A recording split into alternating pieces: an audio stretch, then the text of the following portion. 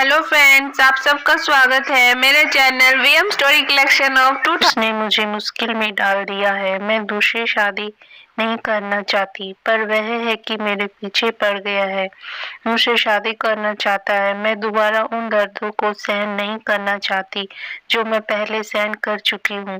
अब सब ठीक ठाक चल रहा है, मेरी सही जिंदगी सही दिशा में चल रही है। मैं खुश हूँ और मेरी बेटी भी।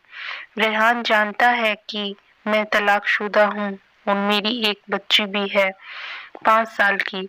फिर भी वह मुझसे शादी करना चाहता है और मेरी बेटी मैं दोबारा उस पीड़ा से नहीं पड़ना चाहती जिससे मैं निकल कर आई हूँ। रेहान पूछता है कि आखिर बात क्या है, तुम शादी क्यों नहीं करना चाहती हो, वजह क्या है। मैं क्या बताऊं, मेरी कुछ समझ में नहीं आ रहा है। वजह बताऊं भी या नहीं, बताऊं भी तो किस तरह, कहाँ से हिम्मत लाऊं। क्या इन दागों के बारे में मुझसे बता दूं।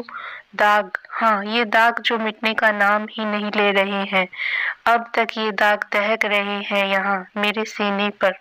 मैं पहले शादी भी नहीं करना चाहती थी इन्हीं दागों के चलते, पर मेरी मम्मी नहीं मानी, मेरे पीछे ही पड़ गई।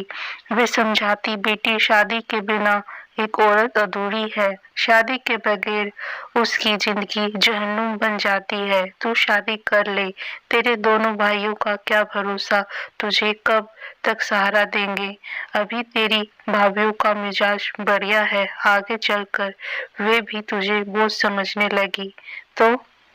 पर ये दाग, मैं मम्मी का ध्यान दागों की ओर दिलाते हुए कहती, मम्मी इन दागों का क्या करूं मैं, ये तो मिटने का नाम ही नहीं लेते, ऊपर से दहकने लगते हैं समय समय पर। फिर भी आप कहती हैं कि मैं शादी कर लूं, क्या ये दाग छिपे रहेंगे, क्या ये दाग मेरे शोहर को दिखाई नहीं पड़ेंगे। अम्मी चुप साथ ले दी, फिर रोने लगती, बेटी इनका जिक्र मत किया कर, ये दाग है तो तेरे सीने पर, मगर जलन मुझे भी देते हैं। तब आप यही बताइए कि इनके रहते मैं कैसे शादी कर लूं। नहीं बेटी, तू शादी जरूर कर, तुझे मेरी कसम, मेरी जिंदगी की यही तमन्ना है। आखिर मैं हार गई, मैंने शादी के लिए हाँ कर दी और मेरी शादी धूमधाम से हो गई आरिफ के साथ। पहली रात को मुझे देखकर आरिफ की खुशी का ठिकाना नहीं रहा।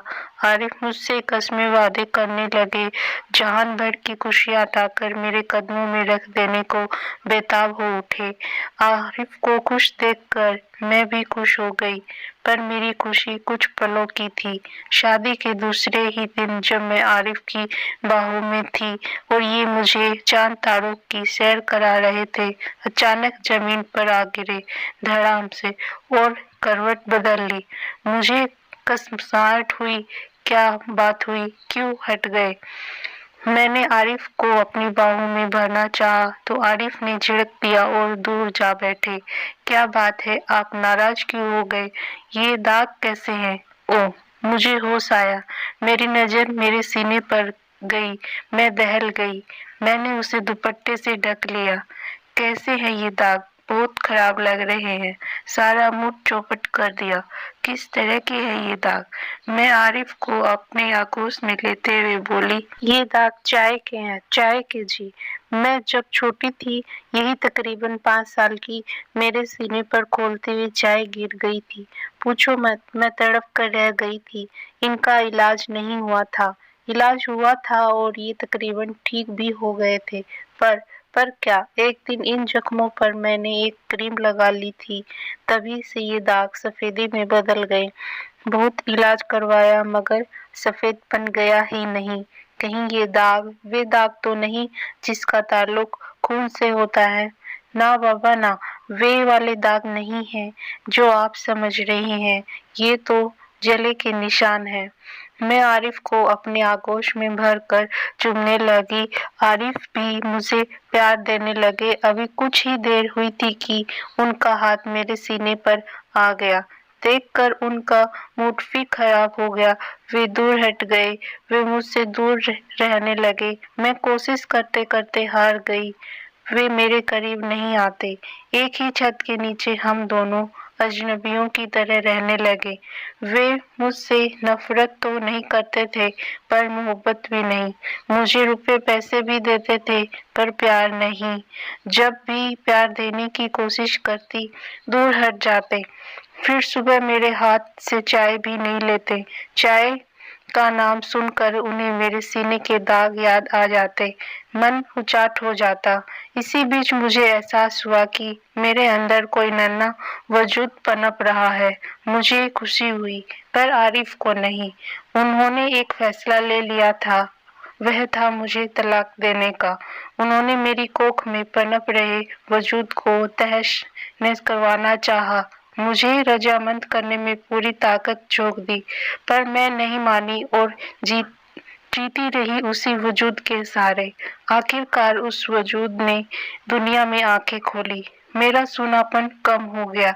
मैं उस वजूद से हंसने बोलने लगी, अपने गम को भूलने की कोशिश करने लगी। धीरे धीरे मेरी बेटी मेरी सहेली बन गई। अभी मेरी बेटी 2 साल की ही हुई थी कि यह हादसा हो गया। मैं अपने मायके में आई हुई थी। मेरे बड़े भाई के लड़के का अकीका यानी मुंडन था। आरिफ भी आए हुए थे। रात को खाना खाने के बाद आरिफ की आदत है पान खाने की। उस रात वे मेरे मोहल्ले की एक पान की दुकान पर पान खाने पहुंचे तो मेरी जिंदगी में मानो कयामत सी आ गई।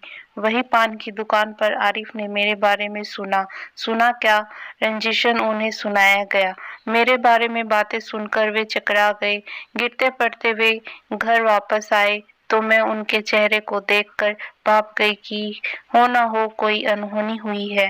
मैं उनके पास पहुंची, पूछने लगी कि क्या बात है। आरिफ कुछ नहीं बोले। मेरे घर चुपचाप ही रहे, गुमसुम। पर दूसरे दिन घर आकर कोहराम मचा दिया। ऐसा कोहराम कि आस पड़ोस के लोग इकट्ठा हो गए। मस्जिद के पेश माम साहब, मदरसे के मौलाना और मुफ्ती जैसे बड़े लोग भी बुला लिए गए और मेरे घर से मेरे वालिद साहब वे दोनों भाई भी। बेचारी अम्मी भी रोती पिटती हुई आई। अम्मी को देखते ही मेरी आंखों से आंसू झरझर बहने लगे। अम्मी ने मुझे गले से लगा लिया। समझ गई कि क्या हुआ होगा। बाहर के सामने चबूतरे पर पूरी पंचायत जमा थी।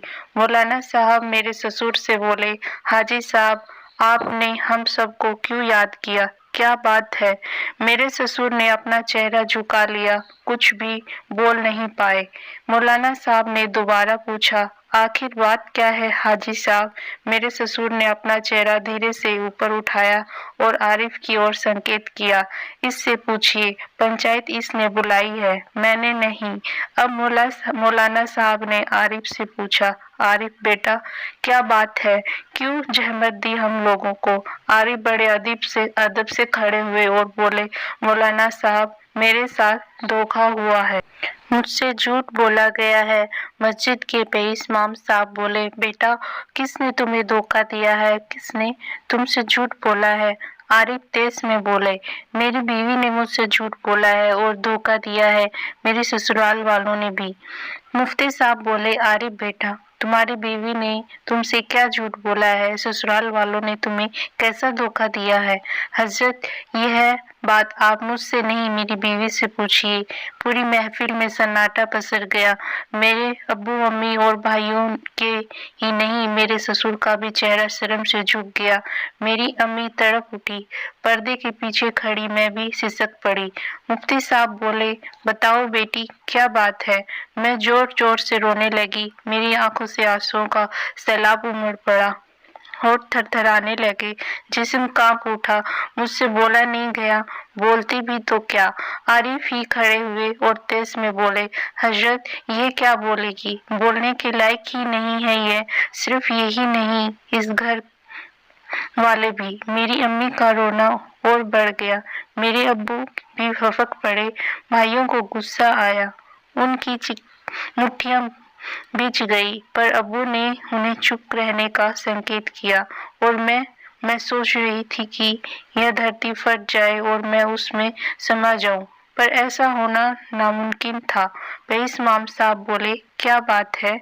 मुझे बात भी तो पता चले। मेरी बीवी के सीने पर दाग है, उजले उजले चर्बी जैसे दिखाई पड़ती हैं। नजर पड़ते ही मुझे घिन आती है। पंचायत में दोबारा सन्नाटा छा गया। आरिफ बोलते रहे, यह बात मुझसे छिपाई गई है, हम लोगों को नहीं बताई गई। इतना कहकर आरिफ थोड़ी देर शांत रहे, फिर बोले, और जब मुझे इसकी जानकारी हुई तो मुझे मेरी बीवी ने बताया कि ये दाग चाय के हैं, जबकि चाय क्या, एक एक साथ कई मुंह खुले, जबकि ये दाग तेजाब के हैं। पंचायत में खलबली मच गई। आरिफ ने आगे बताया, कल मैं खैराबाद अपनी ससुराल में था। वहीं एक पान की दुकान पर मैंने दो लड़कों को आपस में बातें करते सुना। मैं नहीं जानता कि वे लोग कौन थे। उनमें से एक दूसरे से पूछा कि यार उस लड़की का क्या हुआ। दूसरा बोला कि कौन सी लड़की। पहला लड़का बोला था कि वह हाजी अशरफ साहब की लड़की जिस पर एसिड अटैक हुआ था। दूसरा लड़का बोला था कि अरे उसकी तो शादी हो गई, 2-2.5 साल हो गए हैं, अच्छा शोहर पाया है उसने। इतना सुनना था कि मेरे होश उड़ गए। आगे उन लोगों ने क्या बातें की मैं नहीं जानता, लेकिन हजरत मैं यह जानता हूँ कि मैं कहीं का नहीं रहा। पहले तो किसी तरह एक साथ बसर हो रही थी, मगर अब एक साथ नहीं रह सकते। मुझे इस झूठी औरत ने निजात दिलाई है। आरिफ अपनी बात पूरी करके बैठ गए। पंचायत में कानाफूसी होने लगी। थोड़ी देर बाद मुफ्ती साहब बोले, हाजी साहब आप कुछ बताइए, क्या मामला है? हमें कुछ समझ नहीं आया। एसिड अटैक और कब और क्यों? मेरे अब्बू हिम्मत करके खड़े तो हुए पर थर थर कांपने लगे। उनसे बोला नहीं गया। अम्मी ने भी बोलना चाहा, उनसे भी नहीं बोला गया। बस खड़ी खड़ी रोती रही। आखिर मैं खड़ी हुई। मेरे घर वाले धोखेबाज हैं या नहीं मैं नहीं कह सकती। हाँ, मैं यह जरूर कह सकती हूँ कि मैं झूठी हूँ। मैंने झूठ बोला है। मुझे साफ साफ बता देना चाहिए था इन दागों के बारे में, मगर मुझे कोई सूरत नजर नहीं आ रही थी। सुन रही हैं आप? मैं बोली। आरिफ ने खड़े होकर बड़े गुस्से से कहा, यह और इसके घर वाले इसी तरह लच्छेदार बातों में उलझा देते हैं, झूठ पर झूठ बोलते हैं, झूठे धोखेबाज कहीं के। मुफ्ती साहब बोले, आरिफ खामोश रहिए, अदब से पेश आइए। आरिफ सटपटा कर बैठ गए। मुफ्ती साहब ने मुझसे पूछा, बेटी दाग का राज क्या है, बताएंगी आप? मैं फफक पड़ी। ऐसा लगा जैसे दाग दहक उठे, जलन पूरे शरीर में दौड़ गई। मैं बोली, मैं उस वक्त 11वीं जमात में पढ़ती थी, एक हिसाब से दुनिया जहान से अनजान थी। मैं Abul Kalam Azad girls inter college में रोजाना अपनी चचेरी बहन के साथ पढ़ने जाया करती थी। मेरी चचेरी बहन भी उसी स्कूल में पढ़ाया करती थी। इतना कहकर मैंने थोड़ी सी सांसें भरी और दोबारा कहना शुरू किया, मेरी चचेरी बहन की शादी जिस आदमी से हुई थी वह ठीक नहीं था, जुआरी शराबी था, उनको मारता पीटता भी था, इसलिए उन्होंने तलाक लेना चाहा था। वह शख्स तलाक लेने के लिए राजी नहीं हुआ। बहन बेचारी मायके में बैठी रही और कॉलेज में पढ़ाने लगी। मैंने फिर थोड़ा दम लिया और आगे बोली, हर दिन की तरह उस दिन भी हम लोग खुशी खुशी कॉलेज जा रही थी। हम लोग कॉलेज पहुंचने वाली ही थी कि बहन ने मेरा हाथ पकड़कर मुझे अपनी तरफ खींचा और चिल्लाते हुए बोली, भागो भागो। मैंने देखा सामने वही जालिम शख्स खड़ा था। वह पहले ही 1-2 बार बहन के सामने आ चुका था, उनका रास्ता रोक चुका था, उन्हें जबरदस्ती अपने घर ले जाना चाहा था। हमने सोचा कि वह आज भी वही हरकत करेगा, सो हम दौड़ पड़ी। बहन आगे आगे दौड़ रही थी और मैं उनके पीछे पीछे। मुझे पीछा वह शख्स मेरे बहन के पास तक पहुंच गया। उसने एक हाथ से बहन का नकाब खींच लिया। बहन को ठोकर लग गई, वे वहीं सड़क पर गिर पड़ी। उस जालिम ने झोले से तेजाब की बोतल निकाली और उसका ढक्कन खोलकर एक झटके से उनके चेहरे पर उड़ेल दी। मैं भी तब तक ان کے قریب پہنچ چکی تھی۔ تیزاب کے چھینٹے میرے چہرے پر تو نہیں پڑے، ہاں میرے سینے پر ضرور آ پڑے۔ میرا سینہ جھلس اٹھا، میں گھس کھا کر گر پڑی۔ جب مجھے ہوش آیا تو میں ہاسپٹل میں تھی۔ میں نے بہن کے بارے میں پوچھا تو پتہ چلا کہ ان کی موت تو ہسپتال پہنچتے ہی ہو گئی تھی۔ میری دکھ بھری کہانی سن کر پوری پنچایت میں خاموشی چھا گئی، عجب طرح کی خاموشی۔ 90% لوگوں کی ہمدردی میرے ساتھ تھی، پر فیصلہ میرے حق میں نہ رہا، فیصلہ رہا عارف کے حق میں۔ میرے گھر والوں کے سچائی چھپانے اور میرے جھوٹ بولنے کی وجہ سے میرا طلاق ہو گیا۔ میں اپنے گھر والوں کے ساتھ مائکے چلی آئی۔ عارف نے بچی کو لینے میں کوئی دلچسپی نہیں دکھائی، یہ میرے لیے اچھی بات ہوئی۔ میں اپنی بچی کے بغیر ایک پل زندہ نہیں رہ سکتی تھی۔ میں B.Ed تو پہلے سے ہی تھی اور TET بھی۔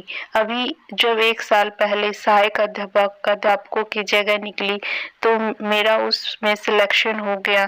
یہی 10 کلومیٹر کی دوری پر میری ایک پراتھمک ودیالیہ میں پوسٹنگ بھی ہو گئی۔ وہیں میری ملاقات ریحان سے ہوئی۔ ریحان پاس ہی کے ایک مادھمک اسکول میں سہایک ادھیاپک ہے۔ جب سے مجھے دیکھا ہے اپنے اندر محبت کا جذبہ پالے بیٹھا ہے، مجھ سے محبت کا اظہار بھی کیا ہے اور شادی کرنے کی اچھا بھی ظاہر کی ہے۔ میں نے نہ تو اس کے پیار کو سویکار کیا ہے اور نہ ہی اس سے شادی کے پرستاؤ کو۔ میں دوبارہ اس درد کو جھیلنا نہیں چاہتی۔